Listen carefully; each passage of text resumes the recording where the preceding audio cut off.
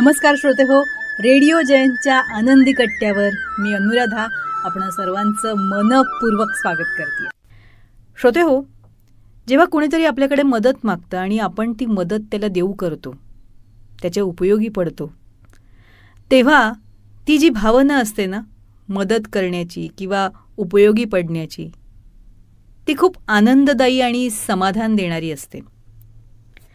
पण खरंच ही मदत आपण करतो का, की आपल्याला मदतीचा चान्स दिला जातो? याच विषयीची एक अतिशय सुंदर पोस्ट वाचनात आली. आजच्या आनंदी कट्ट्यावर तुमच्याशी तीच शेअर करणार आहे. एखाद्याला मदत करण्याची कृती आपण स्वतः करतो की ती आपल्याकडून करवून घेतली जाते? हा प्रश्न आहेच. दोन्ही प्रश्नांचं उत्तर हो असंच असेल, नाही का? तर मदतीच्या कृतीबाबतचा एक किस्सा आहे हा.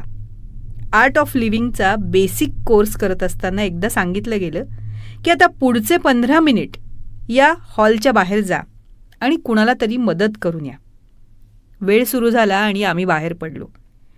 आमची मदत घेण्यासाठी कोणी दिसतंय का हे शोधायला लागलो. रस्ता रहदारीचा होता.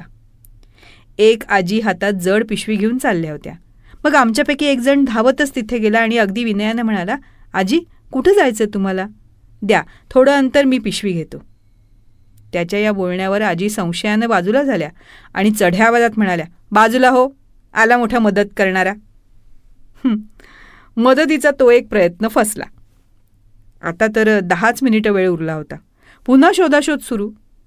रस्त्याच्या कडेला मळकटलेल्या कपड्यातली एक गरीब मुलगी दिसली आणि आम्ही तिकडे धावलो. शेजारीच वडापावचा गाडा होता. तिला म्हणालो, चल तुला वडापाव खायला देतो. त्यावर आमच्याकडे ती संशयानं बघायला लागली आणि नको नको असं म्हणत दूर निघून गेली. आता 5 मिनिटं राहिले. शेवटी वडे तळणाऱ्या एका बाईंना आमच्या टास्कबद्दल सांगितलं आणि आम्ही तुम्हाला काही मदत करू का असं विचारल्यावर तिनेही नकार दिला. माझे वडे बिघडून ठेवाल असं वर म्हणाली. वेळ संपला आणि आम्हाला कुणालाही मदत न करता परत यावं लागलं. मग आमच्या शिबिराच्या सरांना आम्ही हा सगळा वृत्तांत सांगितला. त्यावर ते काय म्हणाले माहिती आहे? ते म्हणाले, आता तुमच्या लक्षात आलं असेल, मदत करण्यासाठी तुमची निवड व्हावी लागते. कुणीही मदत करू शकत नाही आहे. आणि मदत तीच व्यक्ती करते ज्याची परमेश्वरानं निवड केलेली असते. त्यामुळे इथून पुढे आयुष्यात जर कुणाला तुमच्या माध्यमातून मदत झाली तर मी केली असं म्हणू नका. ती परमेश्वराने केलेली असते. तुम्ही फक्त कृतीचं माध्यम म्हणून त्यानं तुम्हाला निवडलेलं असतं. त्याच्या इच्छेशिवाय हे शक्य नाही आहे, हे ध्यानात ठेवा. आणि ही जी शिकवण आहे ना श्रोते हो, त्यानंतरच्या प्रत्येक मदतीच्या कृतीच्या वेळी आपल्याला लक्षात राहायला हवी की आपण फक्त माध्यम आहोत. आणि हे आपल्याला सतत जाणवत राहायला हवं. यामुळं काय होतं माहिती आहे? अहंकाराचा वारा काही प्रमाणात का असेना आपल्यापासून थोडा दूर राहतो, हे नक्की.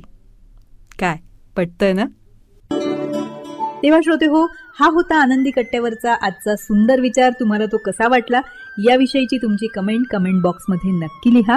आणि त्याचबरोबर रेडिओ जयंतचे दर्जेदार कार्यक्रम ऐकण्यासाठी रेडिओ जयंत लाईक करा, शेअर करा आणि सबस्क्राईब करा. रेडिओ जयंतचं सबस्क्रिप्शन फ्री आहे. आणि त्याचबरोबर नोटिफिकेशनसाठी बेल आयकॉनवर क्लिक करायला सुद्धा विसरू नका.